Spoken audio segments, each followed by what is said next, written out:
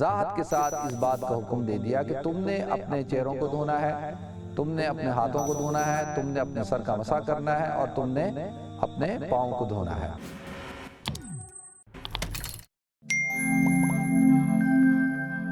الحمدللہ رب العالمین والعاقبۃ للمتقین والصلاۃ والسلام علی اشرف الانبیاء والمرسلین وعلی آلہ وصحبہ اجمعین، اما بعد فاعوذ باللہ السمیع العلیم من الشیطان الرجیم، بسم اللہ الرحمن الرحیم۔ یا ایھا الذین آمنوا اذا قمتم الی الصلاۃ فاغسلوا وجوہکم وایدیکم الی المرافق وامسحوا برؤوسکم وارجلکم الی الکعبین، صدق اللہ العظیم۔ اللہم صلی علی محمد وعلی آل محمد کما صلیت علی ابراہیم وعلی آل ابراہیم انک حمید مجید، اللہم بارک علی محمد وعلی آل محمد کما بارکت علی ابراہیم وعلی آل ابراہیم انک حمید مجید۔ رب اشرح لی صدری ویسر لی امری واحلل عقدۃ من لسانی یفقہوا قولی۔ محترم ناظرین کرام، بزرگان دین اور میری عزیز ماؤں اور بہنوں، السلام علیکم ورحمۃ اللہ وبرکاتہ۔ ناظرین، قرآن پاک میں اللہ رب العزت نے ارشاد فرمایا، یا ایھا الذین آمنوا، اے ایمان والو، اذا قمتم الی الصلاۃ، جب تم نماز کے لیے کھڑے ہو جاؤ تو فاغسلوا وجوہکم، تو اپنے چہروں کو دھو، وایدیکم الی المرافق، اپنے دونوں ہاتھوں کو کونیوں سمیت دھو، وامسحوا برؤوسکم، اور اپنے سروں کا مسح کرو، وارجلکم الی الکعبین، اور اپنے پاؤں کو دھو۔ تو ناظرین، اللہ رب العزت ایمان والوں کو یہ حکم دیتے ہیں کہ جب تم نماز کے لیے کھڑے ہو، یعنی جب تم نماز کا ارادہ کرو، جب تم نماز کے لیے کھڑا ہونا کا مطلب کیا ہے یہاں پہ، کہ جب تم نماز پڑھنے کی نیت کرو، ارادہ کرو، تو اس سے پہلے تمہیں کیا کرنا ہے؟ تمہیں اپنے چہروں کو دھونا ہے، اپنے ہاتھوں کو دھونا ہے، اپنے سر کا مسح کرنا ہے، اپنے پاؤں کو دھونا ہے۔ تو یہاں پر اللہ رب العزت نے ایمان والوں کو نماز کی عبادت کرنے سے پہلے حکم دیا کہ وہ وضو کر لے، جس کو ہم وضو کہتے ہیں، اور جس کا یعنی حکم یہ دیا گیا ہے کہ یہ فرض ہے، یعنی جب بھی آپ نماز پڑھیں گے اس سے پہلے آپ کا وضو ہونا ضروری ہے۔ اگر آپ کا وضو ٹوٹ چکا ہے، اگر وضو نہیں ٹوٹا اور آپ باوضو ہیں تو آپ کو وضو کرنے کی ضرورت نہیں ہے، اگر کر لیتے ہیں تو اچھی بات ہے۔ ناظرین، یہاں پر مسلمانوں کو وضاحت کے ساتھ اس چیز کو بیان کیا گیا کہ وہ ان کا وضو کیا ہے، انہوں نے کن کن اعضاء کو دھونا ہے۔ نبی کریم صلی اللہ علیہ وسلم سے پہلے حضرت عیسیٰ علیہ السلام ہیں، اور دین عیسوی یعنی جو اس وقت کا جو مذہب تھا وہ رائج تھا، اور یہودی جو ہے اس وقت میں وضو کرتے تھے، صرف وہ اپنے ہاتھوں کو 3 دفعہ دھوتے تھے۔ پہلے سیدھے ہاتھ سے لے کر اپنے بائیں ہاتھ کو دھوتے تھے،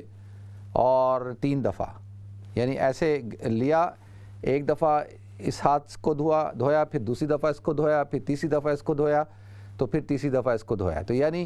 3 دفعہ اس کو، 3 دفعہ اس کو، پہلی دفعہ، دوسری دفعہ، تیسری دفعہ، چوتھی دفعہ، 5ویں دفعہ اور 6ٹھی دفعہ، یعنی یہ 3 دفعہ دھونے سے ان کے ہاں وضو ہو جاتا تھا۔ نہ چہرے کو دھوتے تھے، نہ جو ہے وہ ہاتھوں کو دھوتے تھے، نہ پاؤں کو دھوتے تھے، نہ سر کا مسح کرتے تھے، اور آج بھی یہی ہے۔ تو اللہ رب العزت نے مسلمانوں کو وضاحت کے ساتھ اس بات کا حکم دے دیا کہ تم نے اپنے چہروں کو دھونا ہے، تم نے اپنے ہاتھوں کو دھونا ہے، تم نے اپنے سر کا مسح کرنا ہے، اور تم نے اپنے پاؤں کو دھونا ہے۔ تو ناظرین، یہ ہے وضو۔ نبی کریم صلی اللہ علیہ وسلم نے ایک دفعہ ارشاد فرمایا کہ ایک صحابی ہیں عقبہ بن عامر رضی اللہ تعالیٰ عنہ، آپ فرماتے ہیں کہ نبی کریم صلی اللہ علیہ وسلم نے ارشاد فرمایا، وہ کہتے ہیں کہ میں جو ہے وہ اونٹ چرایا کرتا تھا،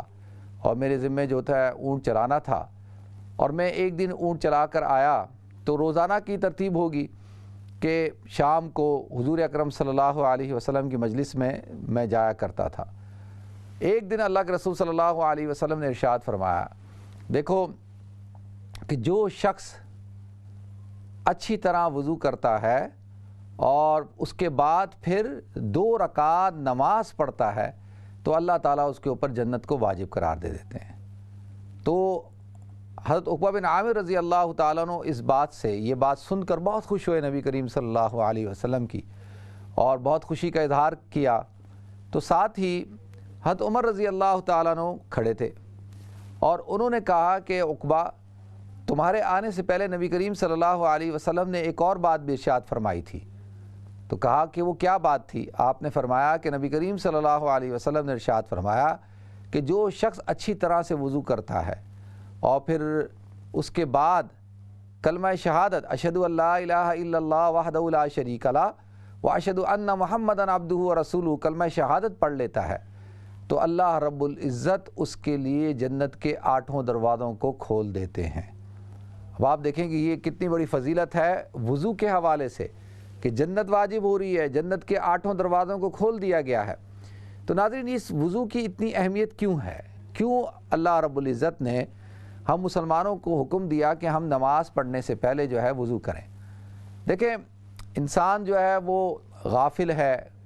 انسان سست ہے، انسان کاہل ہے،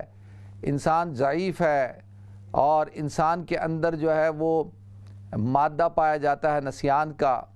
اور انسان جو ہے وہ عام طور پر تھکاوٹ کا مظاہرہ کرتا ہے۔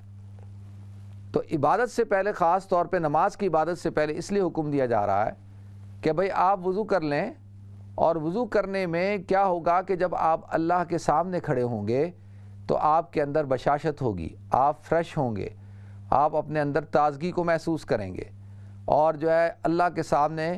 آپ سست اور کاہل ہو کر نہیں، غافل ہو کر نہیں کھڑے ہوں گے، بلکہ جو ہے ایک بشاشت کے ساتھ، چستی کے ساتھ کھڑے ہوں گے، اور آپ جو ہے اللہ رب العزت کے سامنے جو آپ عبادت کر رہے ہیں اس عبادت کے اندر تازگی ہوگی، اس عبادت کے اندر جو ہے کسی قسم کی کاہلی نہیں ہوگی۔ تو لہذا اس لیے حکم دیا گیا کہ بھئی آپ وضو کر لیں، اور وضو کرنے سے انسان کے اندر سے جو سستی ہے، انسان کے اندر سے کاہلی ہے، وہ ختم ہو جاتا ہے۔ اس لیے اللہ کے رسول صلی اللہ علیہ وسلم نے ارشاد فرمایا کہ جس نے تم میں سے جس نے وضو کیا، من توضأ فاحسن الوضوء، کہ جس نے وضو کیا اور اچھی طرح سے وضو کیا۔ یہاں پر اچھی طرح سے کیا مطلب ہے؟ اچھی طرح سے مطلب یہ ہے کہ اس نے پہلے جو ہے دونوں ہاتھوں کو دھویا اچھی طرح سے، پھر جو ہے وہ 3 دفعہ کلی کی، 3 دفعہ ناک میں پانی ڈالا، پھر اس کے بعد 3 دفعہ جو ہے اپنے چہرے کو دھویا، پھر اس کے بعد 3 دفعہ اپنے ہاتھوں کو دونوں کونیوں سمیت دھویا، پھر اس کے بعد پورے سر کا مسح کیا، پھر اس کے بعد 3 دفعہ اپنے پاؤں کو دھویا۔ تو یہ اچھی طرح سے وضو ہے کہ یعنی رگڑ رگڑ کے اعضاء کو اچھی طرح سے رگڑا، جسم کا کوئی حصہ جو ہے وہ خشک نہیں رہا، اور جو ہے پانی کو زیادہ بہایا نہیں، پانی کو کم خرچ کیا، اسراف نہیں کیا، اور اچھی طرح سے وضو کیا۔ تو اللہ کے رسول صلی اللہ علیہ وسلم نے ارشاد فرمایا کہ خرج الخطایا، کہ اس کے گناہ ایسے نکل جاتے ہیں من تحت اظفارہ، یعنی اس کے گناہ ایسے ختم ہو جاتے ہیں جیسا کہ میل کچیل اس کے جسم سے نکل جاتی ہے، یہاں تک کہ اس کے ناخنوں کے نیچے تک جو کوئی گندگی ہوتی ہے وہ بھی نکل جاتی ہے، یعنی وہ گناہ بھی جو بالکل چھوٹے سے چھوٹے ہیں وہ بھی اللہ تعالیٰ ان گناہوں کو ختم کر دیتا ہے، اللہ تعالیٰ صاف کر دیتا ہے۔ جب ہم ہاتھ دھوتے ہیں تو اللہ تعالیٰ ہمارے ہاتھوں کے جو گناہ ہوتے ہیں، ہاتھوں سے جو ہم نے کیے ہوتے ہیں، اللہ تعالیٰ ان کو صاف کر دیتے ہیں۔ جیسے ہاتھوں کی گندگی دور ہوتی ہے، ظاہری گندگی دور ہو جاتی ہے، اسی طرح سے ایک باطنی گندگی جو انسان کے اندر پیدا ہوتی ہے وہ کس چیز سے پیدا ہوتی ہے؟ گناہ سے پیدا ہوتی ہے۔ تو ہاتھوں کے ذریعے سے جو گناہ کیے ہوتے ہیں وہ اللہ تعالیٰ جو ہے وہ صاف کر دیتے ہیں، معاف کر دیتے ہیں۔ اسی طرح سے پھر جب چہرہ دھوتا ہے تو چہرے کے اندر جو ہے وہ انسان کی آنکھیں آتی ہیں، انسان کی زبان آتی ہے، انسان کا جو ہے وہ انسان کے دونوں کان آتے ہیں۔ تو ان جگہوں سے، اعضاء سے، کان سے، آنکھ سے، زبان سے جو گناہ ہوئے ہوتے ہیں وہ سارے کے سارے کیا کرتے ہیں؟ اللہ تعالیٰ معاف کر دیتے ہیں۔ اسی طرح سے جو ہے جب انسان جو ہے وہ اپنے سر کو مسح کرتا ہے تو سر کا مسح کیا ہے کہ جب انسان کے افکار جو ہے، جو غلط قسم کے خیالات، گندے قسم کے خیالات، باطل خیالات جو فکری طور پر انسان کے اندر انتشار پھیل جاتا ہے دماغ کے اندر، اور اس کے اندر جو نحوست آ جاتی ہے، گندگی آ جاتی ہے، تو انسان جب مسح کرتا ہے تو اس مسح کے ذریعے سے اللہ تعالیٰ جو ہے وہ اس کی تمام جو غلط قسم کے افکار اور جو شیطانی اثرات ہوتے ہیں اللہ تعالیٰ اس کو ختم کر دیتے ہیں۔ اسی طرح سے کانوں کے اندر اور گردن کے اندر جو انسان کی جو ظاہری گندگی ہوتی ہے اللہ تعالیٰ اس کو ختم فرما دیتے ہیں۔ اور لہذا اسی طریقے سے جب انسان پاؤں کو دھوتا ہے تو ناظرین پاؤں کو دھونے سے کیا ہوتا ہے کہ پاؤں جب دھو لیے جاتے ہیں تو پاؤں کے ذریعے سے اور پاؤں کے اوپر جو گندگی لگی ہوتی ہے ظاہری وہ صاف ہو جاتی ہے، اور اسی طریقے سے جو ہے وہ جو گناہ کیے ہوتے ہیں وہ سارے کے سارے گناہ صغیرہ جو ہے اس سے معاف ہو جاتے ہیں۔ تو اللہ رب العزت نے یہ ارشاد فرمایا کہ جو اچھی طرح سے وضو کرتا ہے اس کے اللہ تعالیٰ گناہوں کو نکال دیتا ہے، ختم کر دیتا ہے۔ اب ناظرین سوال یہ اٹھتا ہے کہ بھئی ہمیں حکم دیا گیا ہے کہ ہم وضو کریں، اور وضو کے اندر 4 فرض ہیں۔ 4 فرض مراد کیا ہے کہ سب سے پہلے دونوں ہاتھوں کو کونیوں تک دھونا، اسی طریقے سے چہرے کو دھونا، اسی طریقے سے سر کا مسح کرنا اور پاؤں کا دھونا۔ اب دیکھیں یہ اعضاء کو دھونا ممکن ہے اور انسان آسانی کے ساتھ جو ہے وہ ان اعضاء کو دھو سکتا ہے۔ اگر یہ حکم دے دیا جاتا کہ تم جو ہے وہ کیا کرو، غسل کرو نماز پڑھنے سے پہلے، تو یہ حرج تھا، اور یہ ایسا حکم تھا کہ انسان اس کے اوپر عمل نہیں کر سکتا، جس کو تکلیف ما لا یطاق کہا جاتا ہے، یعنی ایسے کام کا مکلف بنایا جا رہا ہے جس کی وہ طاقت نہیں رکھتا۔ تو اسلام کے اندر کسی ایسے حکم کو انسان کے اوپر لاگو نہیں کیا جاتا کہ جس کے اوپر وہ عمل نہ کر سکے، تو لہذا یہ اعضاء کو دھونا ممکن تھا، اور یہی اعضاء عام طور پر جو ہے ننگے رہتے ہیں، یہی اعضاء انسان کے جو ہے وہ کھلے ہوئے ہوتے ہیں۔ اب آپ دیکھیں چہرہ انسان کا کھلا ہوا ہوتا ہے، ہاتھ انسان کے کھلے ہوئے ہوتے ہیں، اسی طریقے سے پاؤں انسان کے کھلے ہوئے ہوتے ہیں، اور جب لہذا اور گندگی بھی زیادہ تر انہی اعضاء کے اوپر لگتی ہے، اور لہذا حکم دیا گیا کہ بھئی انہی اعضاء کو دھویا جائے۔ اب سوال یہ اٹھے گا کہ بھئی سر کو دھونے کا حکم کیوں نہیں دیا؟ بھئی سر کو بھی دھونے کا حکم دیا جاتا، تو اس کا جواب یہ ہے کہ اگر سر کو حکم دیا جاتا ہے دھونے کا تو یہ ایک حرج ہو جاتا، یہ ایک ایسا حکم ہوتا ہے جس پر عمل کرنا مشکل ہوتا، کیونکہ سم ٹائم جو ہے وہ انسان کے لیے ممکن نہیں ہوتا کہ وہ ہر وقت سر کو دھوتا رہے، اور سر کو دھونا ہر وقت سر کو دھونا انسان کی صحت کے لیے مضر بھی ہوتا ہے، انسان کی صحت کے لیے نقصان دہ بھی ہوتا ہے، تو لہذا اس لیے حکم نہیں دیا کہ اس میں انسان جو ہے وہ تکلیف میں آ سکتا ہے، انسان پریشانی میں آ سکتا ہے، تو لہذا انسان کی آسانی کے لیے جو ہے وہ حکم دیا گیا کہ بھئی سر کا مسح کر لے، اور اس کا مسح گویا کہ ایسے ہی ہے جیسا کہ اس نے اپنے سر کو جو ہے وہ دھو لیا ہے۔ چوتھائی سر کا مسح کرنا فرض ہے، اور پورے سر کا مسح کر لیتے ہیں تو یہ کیا ہے، آپ سنت ہے، اس پر عمل کیا جا سکتا ہے۔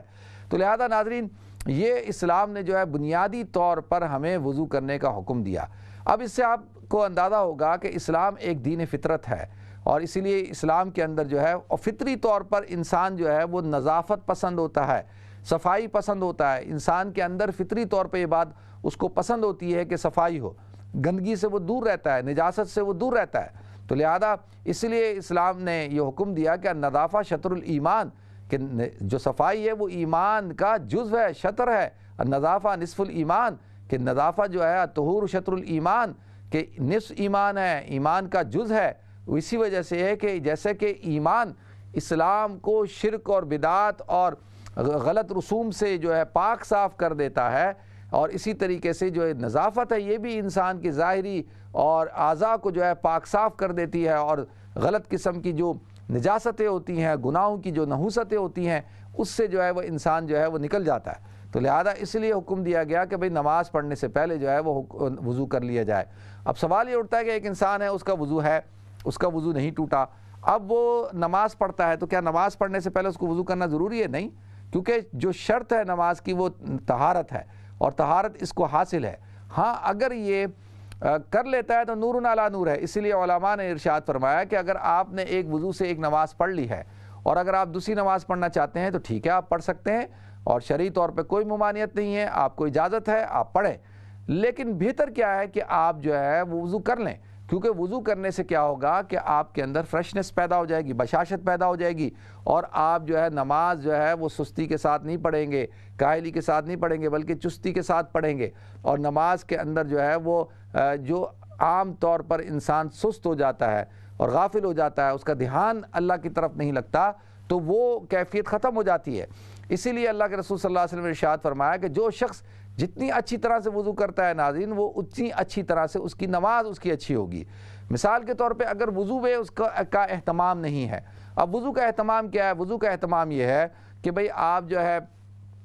قبلہ رخ ہوں، اور ساتھ ساتھ جو ہے وہ آپ نے جو ہے وہ پانی کا جو ہے کم سے کم استعمال ہو، اور وضو کرنے سے پہلے جو ہے بسم اللہ الرحمن الرحیم پڑھ لیں، اور الاسلام حق والکفر باطل، کہ یہ دعا ہے، بسم اللہ الرحمن الرحیم پڑھ کے وضو کریں، الاسلام حق والکفر باطل، اور اس کو جو ہے آپ دعا کو پڑھیں، اور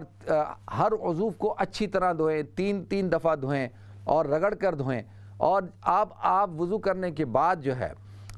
کلمہ شہادت پڑھیں جیسے میں نے عرض کیا تھا، اور ایک دعا ہے اللہم اجعلنی من التوابین وجعلنی من المتطہرین، کہ اے اللہ تو مجھے توبہ کرنے والوں میں سے بنا دے اور مجھے پاک صاف رہنے والوں میں سے بنا دے۔ اور توبہ بھی کیا ہے؟ جب انسان توبہ کرتا ہے، جیسے وضو کر کے انسان پاک صاف ہو جاتا ہے، اسی طرح سے توبہ کر کے انسان کے گناہ بھی ختم ہو جاتے ہیں، وہ گناہوں سے پاک صاف ہو جاتا ہے۔ التائب من الذنب کمن لا ذنب لہ، توبہ کرنے والا شخص ایسا ہے جیسے کہ اس نے کوئی گناہ کیا ہی نہیں۔ جس طرح سے طہارت حاصل کرنے والا شخص ایسا ہوتا ہے جیسے اس کے جسم پہ گندگی لگی ہی نہیں تھی۔ جب آپ نہا لیتے ہیں، وضو کر لیتے ہیں، تو آپ ایسے ہو جاتے ہیں جیسے آپ کے چہرے پہ، ہاتھ پہ، پاؤں پہ کبھی کوئی گندگی تھی نہیں، کوئی مٹی تھی نہیں۔ تو لہذا کیا ہوتا ہے کہ وہ اس طرح سے پاک صاف ہو جاتا ہے۔ اسی طرح سے توبہ کرنے والا شخص بھی گناہوں سے پاک صاف ہو جاتا ہے۔ تو اللہم اجعلنی من التوابین واجعلنی من المتطہرین، اور آسمان کی طرف نگاہ کرتے ہوئے کلمہ شہادت کی جو پڑھے اور شہادت کی انگلی کو اٹھائے، اشہد ان لا الہ الا اللہ وحدہ لا شریک لہ واشہد ان محمدا عبدہ ورسولہ اللہم اجعلنی من التوابین واجعلنی من المتطہرین، تو اس دعا کو پڑھ لے تو اللہ تعالیٰ اس کے لیے جنت کے 8 دروازوں کو کھول دیتے ہیں۔ اگر 2 رکعت نماز نفل پڑھ لے تو اس کے لیے جنت واجب ہو جاتی ہے۔ آپ اندازہ کریں کہ کتنی بڑی فضیلت کی بات ہے۔ اور ناظرین، اسی وجہ سے آج ہم دیکھتے ہیں کہ ہماری نمازیں ٹھیک کیوں نہیں ہیں، ہماری نمازوں کے اندر سستی کیوں ہے، ہم نماز کے اندر جو ہے غافل ہوتے ہیں، نماز کے اندر ہمارا دھیان بٹا ہوا ہوتا ہے، خشوع اور خضوع نہیں ہوتا۔ تو لہذا اس کی بنیادی وجہ یہ ہے کہ ناظرین ہمارا وضو ٹھیک نہیں۔ اگر آپ وضو ٹھیک طریقے سے کرتے ہیں، یعنی آپ مسواک کا اہتمام کرتے ہیں، آپ کی طہارت ٹھیک ہوتی ہے، آپ استنجا صحیح طور پہ کرتے ہیں، پھر آپ مسواک کا استعمال کرتے ہیں، پھر آپ صحیح طور پر جو ہے بیٹھ کر آرام سے جو ہے وہ وضو کرتے ہیں اور ہر عضو کو صحیح طرح سے دھوتے ہیں، کوئی عضو خشک نہیں رہتا، تو جتنا اچھا آپ کا وضو ہوگا اتنی اچھی ہماری نماز ہوگی۔ اور جتنا وضو کے اندر آپ دیکھیں کوتاہی ہو جائے گی، غفلت ہو جائے گی، کوئی نقص رہ جائے گا، اتنے ہی ہم دیکھیں گے کہ ہماری نماز کے اندر نقص رہ جائے گا۔ نماز کے اندر جو ہے وہ نہ خشوع ہوگا نہ خضوع ہوگا۔ اور اسی لیے اللہ رب العزت نے قرآن پاک میں ارشاد فرمایا قد افلح المؤمنون الذین هم فی صلاتهم خاشعون، کہ کامیاب ہو گئے وہ لوگ جنہوں نے اپنی نمازوں کے اندر خشوع کو پیدا کیا۔ الذین هم فی صلاتهم خاشعون، اور پھر یہی وہ نماز بنتی ہے کہ ان الصلاۃ تنہی عن الفحشاء والمنکر، کہ جو انسان کو فحش اور منکر کاموں سے روکتی ہے۔